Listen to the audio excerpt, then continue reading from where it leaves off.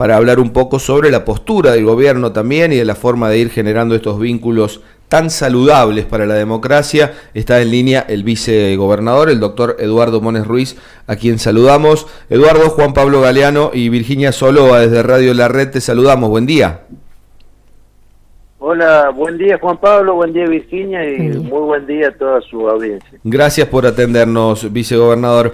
Bueno, Eduardo, decía un poco en el prólogo de la entrevista, tuvieron un encuentro con la oposición, en este caso con referentes y dirigentes de la UCR. Sí, así fue. El día martes por la tarde tuvimos un encuentro. Esto tenía inicio, digamos, con una nota que le habían enviado la Unión Cívica Radical al gobernador de la provincia, planteando por un lado el apoyo a las políticas que tenían que ver con la contención de la pandemia, poniéndose a disposición y también planteando algunos temas, por lo cual el gobernador de la provincia estimó muy conveniente que nos juntáramos directamente a dialogar, junto con el ministro de Justicia, Gobierno y Seguridad. Nos encontramos con el presidente de la Unión Cívica Radical y con Elena Pastor y con Canil M, que son miembros del Comité Provincia. La verdad, una muy buena reunión. El resultado es ese, digamos, ¿no? Bueno, Rossi recién lo manifestaba, aquí lo entrevistamos, que en líneas generales y en muchos aspectos hay coincidencia con las políticas que está llevando adelante el gobierno de la provincia. Eso es muy saludable, independientemente del contexto de pandemia en el que nos encontramos. Uno ha podido percibir, tanto a nivel nacional como a nivel provincial, un buen entendimiento entre las fuerzas políticas, sabiendo que aquí tiene que haber políticas de Estado, Eduardo, ¿no?, que excedan lo partidario. Mira, Juan Pablo, en este barco estamos todos y por lo tanto es muy importante que no solo podamos ponernos de acuerdo sobre algunos temas, sino también comprender la situación. Yo creo que eso es lo más importante de la reunión. Hay una acabada comprensión de la situación, de lo que significa la pandemia y de que estamos todos en el mismo barco. En este momento poder plantear diferencias políticas, ideológicas y demás, la verdad no creo que a la sociedad le interese. Sinceramente piensa, y estoy absolutamente convencido, que lo ideal es trabajar en conjunto, trabajar mancomunadamente, y tratar de encontrar las coincidencias y no las diferencias. Creo que en ese orden de cosas se desarrolló la reunión con la Unión Cívica Radical, y también aprovechando la situación, nosotros le pudimos informar como miembros del comité de crisis junto con el doctor Filomena, le pudimos informar muchísimas de las decisiones, de los fundamentos, de los protocolos, cosas que creo que es muy importante para que ellos estén bien informados, porque muchas veces por ahí el reporte diario que hace el gobernador, que tanta gente en la provincia está esperando toda la noche, es muy importante, pero por ahí no alcanza para profundizar los fundamentos de cada decisión que se toma, los protocolos que se han hecho, que se han elaborado, los cuidados que tenemos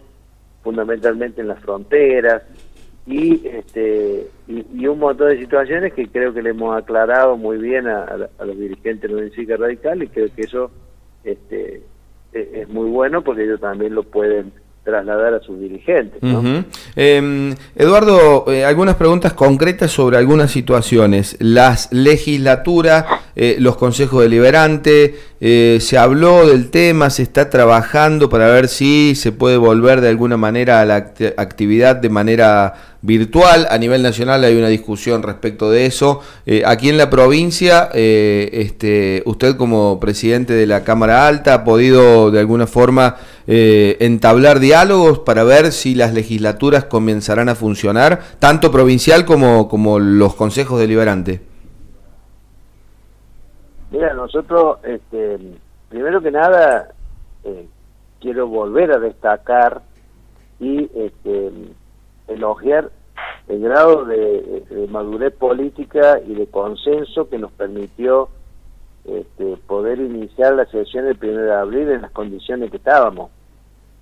Ese fue un muy buen gesto, digamos, de todos los bloques parlamentarios, de todos los legisladores, para poder iniciar inéditamente una sesión en un 1 de abril como que estuvimos. Luego de ello, abiertas las sesiones, había que ver cómo se continuaba. Nosotros tuvimos primero una reunión en el Senado y luego tuvimos, junto con los dos presidentes de bloque, tanto Mabel Leyes por el Partido Socialista como Sergio Guardia junto por el Cambio, tuvimos una reunión con los presidentes de bloque de diputados y el presidente de la Cámara, y en ese momento se llegó a la conclusión que primero, digamos, la actividad legislativa no está exenta, no está en el DNU como una actividad exenta. En segundo lugar, no son solo los legisladores los que pueden sesionar, digamos, de manera aislada y sola, sino que necesitas toda la estructura que tiene una Cámara o una legislatura y que implica todo el personal, ¿no es cierto? Entonces era como un análisis de decir, nosotros para sesionar teníamos que de alguna manera poner en riesgo no solo a los legisladores, sino también al personal, que es lo que más nos preocupa. Entonces, en esa reunión se decidió suspender provisoriamente las sesiones, sí, avanzar en el tema de ver los medios para poder hacer sesiones virtuales. Fíjate vos que la provincia de Córdoba es la que, de Mendoza es la que está más avanzada, pero porque tuvo una reforma constitucional reciente, y ya en la reforma esa de la Constitución se contemplaba eso, la posibilidad de las sesiones. Bien. Entonces hoy ves a nivel nacional que el Congreso Nacional también está paralizado, y que en el medio de eso el Senado presenta a la Corte Suprema de Justicia la declaración de certeza para saber si es legal o no poder sesionar de esta manera. Y esto yo lo vinculo porque vos, el reglamento interno de cada Cámara es como la ley de procedimiento y de sanción de leyes dentro de cada Cámara. Entonces, no alcanza con la sesión virtual, sino que vos tenés que modificar el reglamento interno que permita y que establezca de qué manera se va a hacer legalmente. No es tan sencillo, indudablemente, y creo que eso es lo que ha decidido al Senado de la Nación avanzar con esta declaración de certeza en la Corte. Por lo tanto, en esa reunión también se decidió que frente a la posibilidad de que el Poder Ejecutivo Provincial tenga que enviar un proyecto de ley a la legislatura referido a la pandemia o para enfrentar la pandemia, se iba a sesionar inmediatamente, como corresponde, se iba a interrumpir la suspensión. Bien. Mientras tanto estamos con este tema, ¿no? De decir cómo avanzamos en el tema virtual. Claro, algunos, por ejemplo, Eduardo, en Villa Mercedes y aquí en San Luis también, los consejos deliberantes le han ido buscando la vuelta. Ha habido algunos encuentros para resolver algunas cuestiones de urgencia de manera virtual. El tema está en que, claro, como lo plantea usted, después hay que ver, avanzar en ese sentido, teniendo todo el respaldo legal de que lo que se está haciendo está dentro del marco del sistema democrático republicano del gobierno, ¿no? Sí, por eso. La voluntad está en todos los legisladores, claramente, de poder avanzar en el tema virtual. De hecho, ya ha habido reuniones en el Senado y en la Cámara de Diputados con representantes de la Universidad de La Punta, se han bajado las plataformas correspondientes, se está aceitando el mecanismo, y yo creo que desde el punto de vista tecnológico, probablemente pronto estemos en condiciones. El tema es saber jurídicamente hasta dónde se puede avanzar. Bueno, creo que es importante lo que ha presentado el Senado ante la Corte, porque si la Corte avala, va a tener un respaldo que se va a derramar a las legislaturas provinciales y consejos deliberantes, ¿no? Es importante. Eduardo, ¿ha habido otro frente, así como la UCR, que haya planteado una reunión, ya sea para ponerse a disposición o para plantear algunos proyectos o alternativas a disposiciones que se han tomado ya desde el Ejecutivo Provincial? Bueno, en realidad no como partido, pero sí cuando tuvimos esa reunión con los distintos bloques parlamentarios, hubo un pedido en ese sentido. Y considerando absolutamente necesario y muy bueno, y sobre todo con la experiencia que tuvimos con la Unión Cívica Radical, se va a avanzar en estos diálogos, ya sea referido a partidos o a bloques parlamentarios, y eso se va a hacer rápidamente, y en los próximos días vamos a estar en contacto con los distintos dirigentes. Entre las cosas, Eduardo, que entiendo esta carta, este pedido de la UCR tenía, estaba conocer un poco la realidad en algunos puntos claves. El mundo se debate por los reactivos para poder tener mayor cantidad de test o hacer mayor cantidad de análisis de coronavirus. El mundo se debate por conseguir barbijos. Indudablemente es una situación que en algunos países ha habido mayor reserva y en otros no tanto. Incluso tengo entendido que sale un avión de aerolíneas hacia China a buscar reactivos y de esta manera poder distribuirlos en el país. En San Luis en particular, ¿cómo estamos con la cantidad de reactivos que Nación le ha dado? ¿Venimos bien? ¿Hay un cierto stock? El avión ese que vos referís, que es un vuelo impresionante, salió ayer a la tarde y llega, vuelve el sábado a las 5 de la tarde, o sea que va a ser prácticamente 3 días continuo viaje, porque van a parar solamente y van a cargar las cosas y vuelven. Ahí van a venir reactivos, van a venir una serie de cosas que creo que dona el gobierno chino. Nosotros en la República Argentina, en un momento dado, había como una libertad, digamos, para comprar respiradores, reactivos y demás, y luego fue centralizado, absolutamente centralizado por el gobierno nacional, en una decisión que nos parece razonable, porque si no, las provincias iban a depender si tenían fondo o no tenían fondo, claro, si podían comprar o no comprar. Se iba a convertir en una competencia desleal. Iban a aprovechar el mercado, viste, frente a la competencia y la desesperación, iban a aprovechar el mercado para subir los precios. Bueno, tomó esa decisión el gobierno nacional que nos parece correcta, y sobre todo teniendo en cuenta que había 2 o 3 empresas acá en la República Argentina que fabricaban los respiradores y que los exportaban. También prohibió la exportación. En cuanto al tema de los reactivos, en un primer momento también las provincias intentaban comprar sus reactivos y también los reactivos que tenían que ver con el test rápido, ¿no? Finalmente se combinó con la Nación, porque cuando se descentraliza el tema del Malbrán para poder hacer los estudios, primero te tenían que habilitar y autorizar el laboratorio de cada provincia. Ya que en el caso de la provincia de San Luis fue habilitado y estamos haciéndolo acá. Y en ese momento se distribuyó por provincia, por cada provincia, una cantidad de 1000 test o de reactivos para poder hacer 1000 testeos. Que fue de manera, digamos, igual para todos, y después se hizo un refuerzo que es razonable para la provincia de Buenos Aires, claro, para la ciudad de Buenos Aires, por la cantidad de habitantes y por la cantidad de casos que ellos tienen. Así que estamos trabajando bien y va a haber esta posibilidad, que en el caso de la República Argentina se hace sobre la base del caso sospechoso.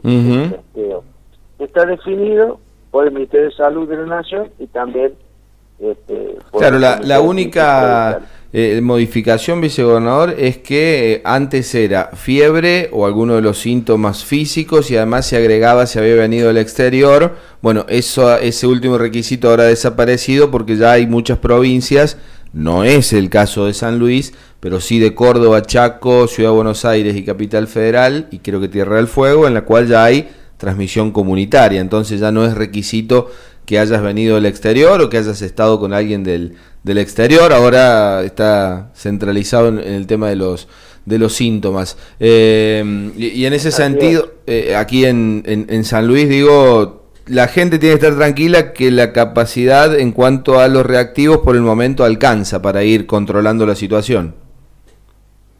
Sí, claramente alcanza sobre la base de hacer el testeo a cualquier caso de los denominados sospechosos. Obviamente que en ese andarivel la nación está comprando más reactivos y va a haber.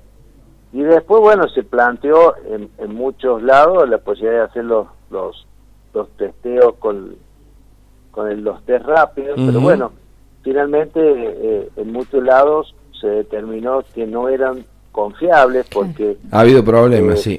Había problemas, concretamente fue en España, me parece en Italia, sí.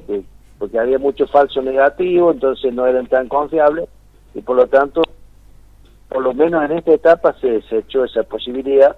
Seguramente cuando avance la enfermedad y haya mucha gente que ya haya tenido el contagio, se puede hacer, porque el testeo rápido lo que busca son anticuerpos, o sea que lo que determina es que la enfermedad ha estado por el anticuerpo que desarrolla. Tal cual. Vicegobernador, se ha desatado, no sé si llamarlo polémica, pero hasta incluso cierta grieta entre barbijo sí, barbijo no, tapaboca sí, tapaboca no. Usted como integrante del comité de crisis, ¿se ha analizado la obligatoriedad en la provincia del uso de alguna protección?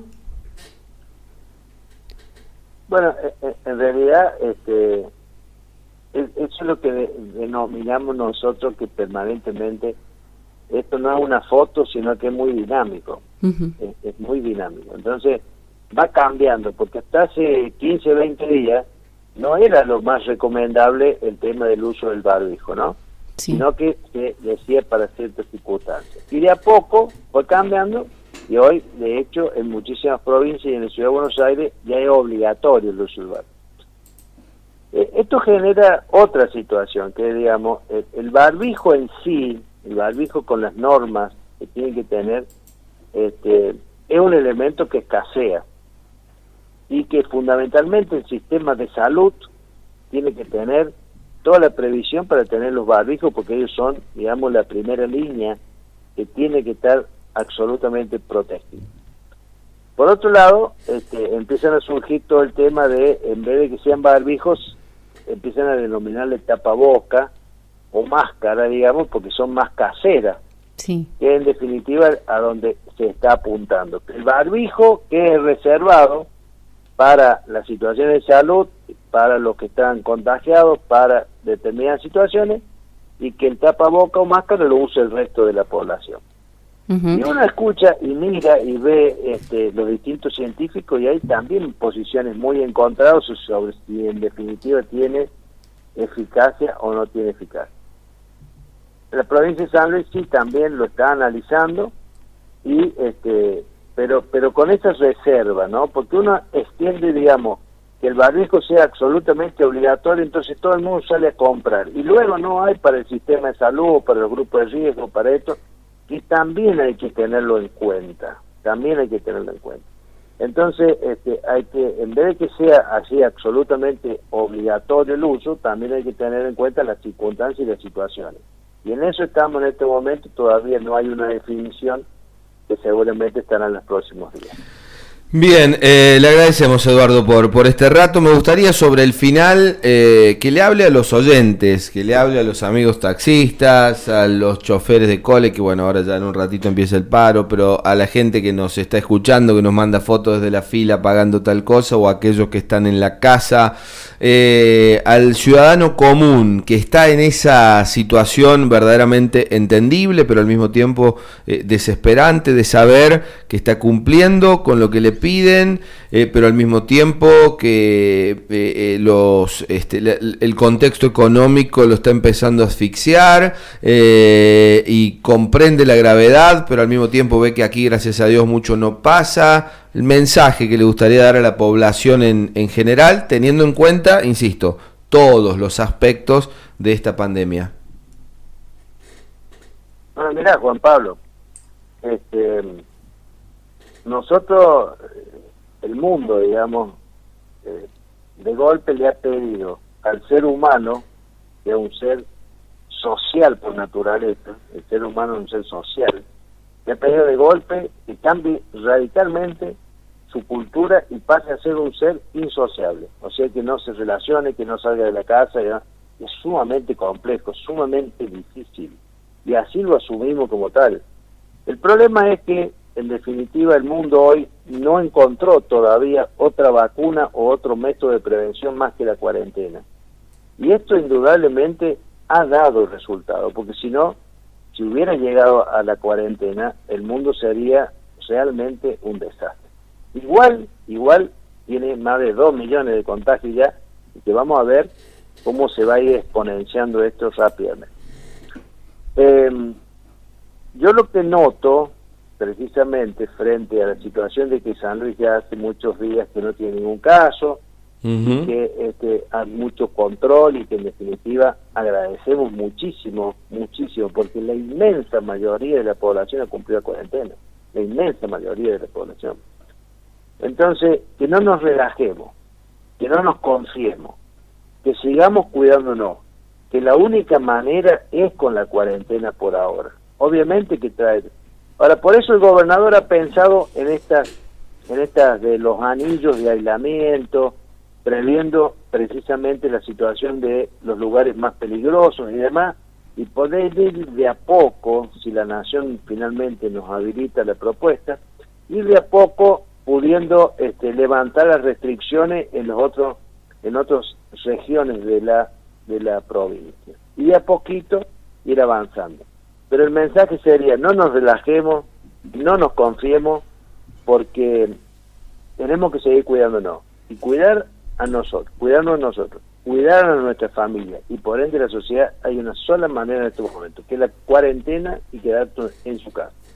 Nosotros también hemos notado, Juan Pablo, que en los últimos días hay un relajamiento y muchísima más gente en las calles. Esto tiene que ver claramente con la pérdida del miedo que implicó la primera cuarentena y la extensión, obviamente, que estamos llegando al mes. Pero el mensaje sería ese: no nos confiemos, no nos relajemos, sigamos cuidándonos y sigámonos quedando en casa. No hay otra vacuna, porque frente a la pérdida de la vida no hay solución. Gracias, Eduardo, como siempre, un saludo.